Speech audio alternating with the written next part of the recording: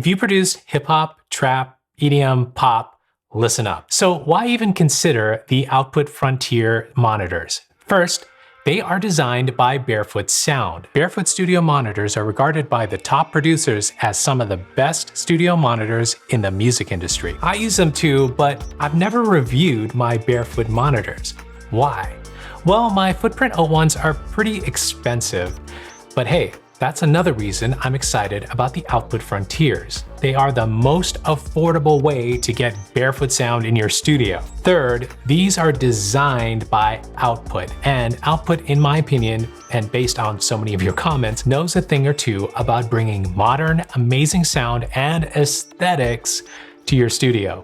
So you're probably wondering, should these be my next upgrade? In this video, I'll talk about the pros and cons of the Output Frontier Studio monitors, how they sound, how they compare to other popular monitors at this price, and I'll let you know if these should be your next studio monitors. If you're new around here, I'm SanjayC. I bring you tips and reviews from the music production world and the latest music gear news every Saturday. So consider subscribing if you haven't already. So you're probably considering upgrading your studio monitors for two reasons: achieving better mixes and maybe even getting better bass with a larger monitor. Hey, if you've got some budget monitors, they're probably not pushing out enough bass to get you excited.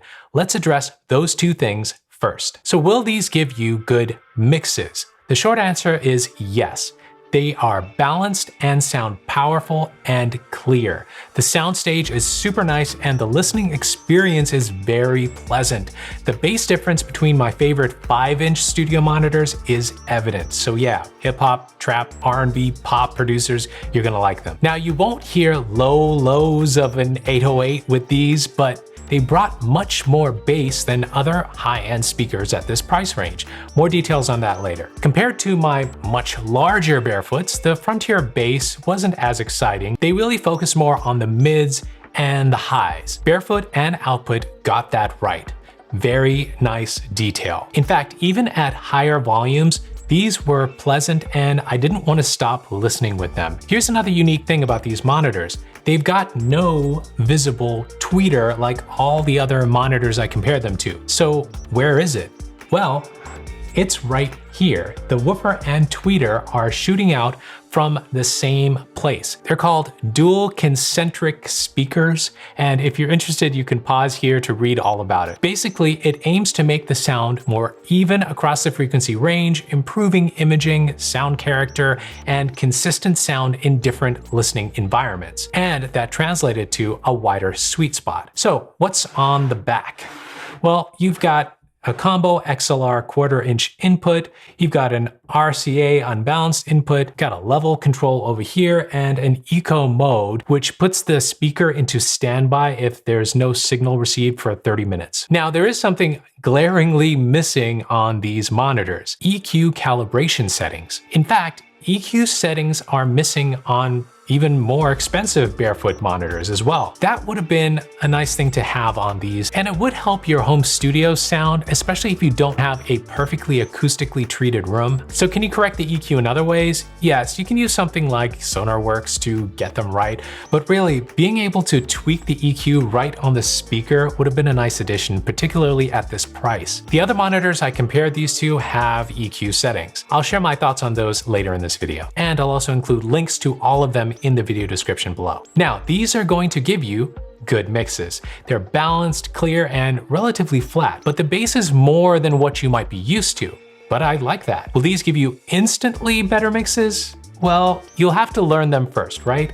If you've been mixing with monitors, any monitors for that matter, you probably already know your monitors well based on your experience adjusting your mixes to them. With these and any monitors, you're going to have to train your ear again. So Output, rightly so, has been advertising a 30-day no-risk trial for these. Okay, great. A lot of music stores have a 30-day return policy, so nothing groundbreaking here. But still, it's good to know that there's no risk, especially since you have to buy these from the Output site. Now, don't forget, another big selling point is the look of these monitors. I mean, it's all over the Output website.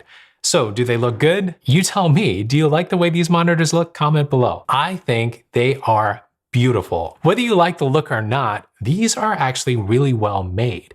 The base is solid walnut wood, the gray body is smooth, and they honestly look better in person than they do on camera. And wow, that light in the front makes this hands down the best looking studio monitor I've ever seen. The knobs, switches, and connections are all solid. So I mixed some of my own music with these, and how did it turn out? Well, I'll let you know in a second. But first, if you're making music at home, you should be releasing it to the world. And DistroKid, the sponsor of today's video, makes that easy and inexpensive. I've used DistroKid to release music and it was just a breeze. You know, I used to wonder how to get stuff on Spotify and Apple Music and other platforms. I thought it would be hard, or maybe I needed a record deal or something. Not true. You can do it yourself right from your computer. Yeah, get all your music out there for the world to hear. DistroKid will get your music on platforms and will collect earnings from plays and purchases for you. They've even got some great marketing tools to help you get the word out on your new release. Hyperfollow is the best. DistroKid creates a page that you can link to from anywhere. Share it and people can find your music and follow you to keep up with your future releases. Again, this is really easy to do. I actually have a couple of videos about DistroKid, how it works, and I answer a bunch of your questions too. And if you're ready to sign up, I'll add a link in the video description that'll give you a discount on your first year of membership. All right, so I mixed a bunch of my own music with these, and I'll also listen to some professionally mixed songs as well. Here's the thing. My mixing results were very similar to my much more expensive Barefoot speakers. They translated well. Listening to professional mixes, I was happy with how balanced these sound compared to the other monitors I tested out, and just how much more bass you hear, and clear, punchy bass. So let's talk about some of the other monitors I tested. Actually, one was very close to the Barefoot Frontiers, and I highly recommend those as well. By the way, I got the other speakers from Zounds to try out. Lots of products on Zounds, and best of all, they had everything in stock. Nice people too. I'll put links to the speakers I've compared in the video description below. All right, from the speakers I compared, let's get to my favorite first. The Adam Audio A7X speakers were the best of the rest. If you decide not to get the Output Frontiers, get the Adam speakers.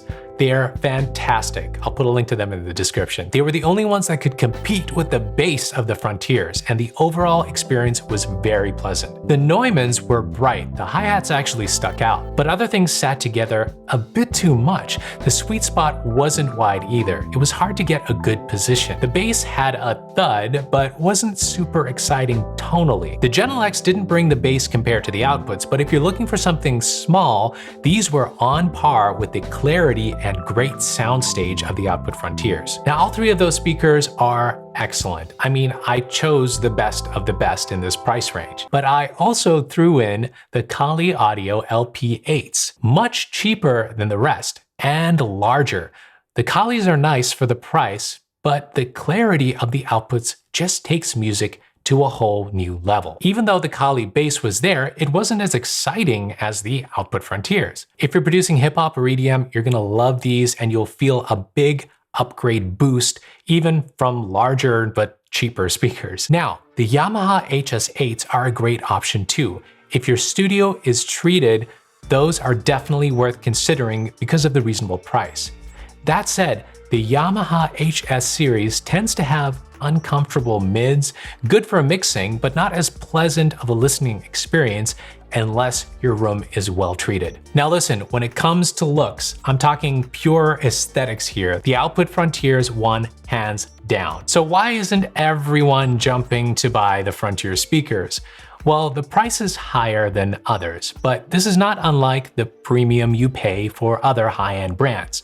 The benefit of the Frontier speakers in particular is that you get Barefoot sound and the super attractive exterior. And if you've been wanting Barefoot speakers, there isn't a more affordable way to own them than these. Now, my comparison results do favor the Frontier and the Adam speakers for pop, EDM, and hip hop, but what about for other types of music? Well, maybe you'll have to wait for a future video. Do your research, buy what you can afford right now, and keep making the music you love. I'll see you later.